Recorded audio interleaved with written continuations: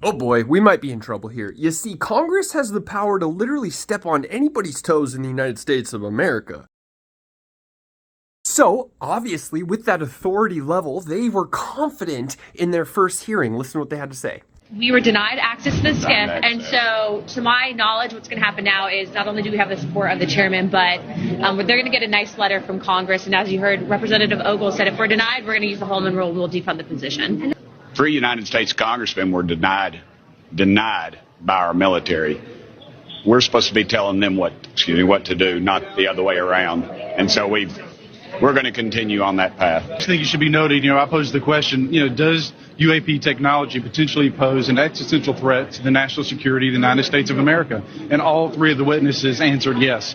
Congress has a responsibility now to move forward aggressively to get to the answers to these questions, even if it's in a secure environment. This is posing a threat to you, me, the whole entire United States of America. So, that means unlimited access, correct? Well, not exactly. You see, this is what they heard out of their very last hearing. What did you learn in there? Are you satisfied? Absolutely nothing. They just don't know. They got to go, and the way they do it is they keep you in so limited that they could go swear under oath and they could take a lie detector test, and they're telling the truth as they know it. The fact is that Congress should have oversight and the ability to look into and have access to these programs, and the fact is that we're being told that we don't have access to these programs, which defeats the purpose of what we're supposed to be doing. But your colleagues do have access if they're on armed services.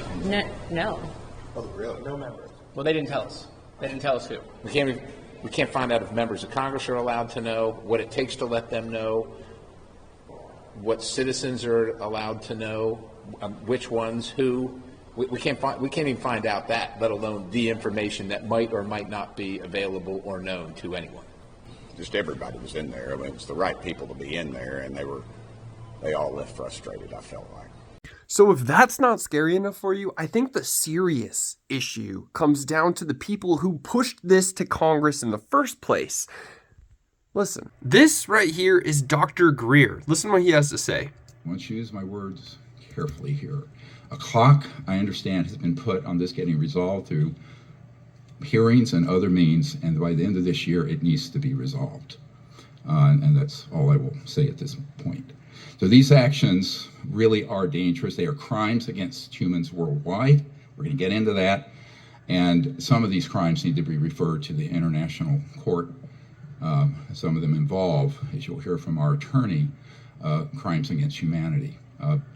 We applaud the current actions of the Congress and the President to sign the bill to get to the bottom of this. They have very courageously stepped forward.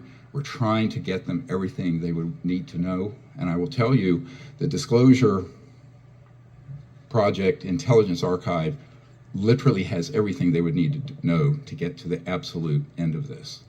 Now, that was actually from a hearing that was in June 26, 2023. Now, funny enough, he's not the only one who helped push this to Congress. The other person happened to be Tom DeLonge. A few weeks after that, I was made aware that Lou had left the Pentagon in protest and joined forces with Tom DeLonge, Chris Mellon, Steve Justice, and others to form Two Stars Academy, an organization that pressed the issue with leading industry experts and U.S. government officials. They worked with Leslie Kean, who is present today, Ralph Blumenthal, and Helene Cooper to publish the articles in the New York Times 2017 New York Times. And it removed the stigma on the topic of UFOs, which is why we're here today. Why is the clock ticking? Why is Congress being blocked? Why do they not have the right to learn about yours and mine and public safety of the United States of America? What is going on? What are your thoughts? Let me know in the comment section. We'll see you next time.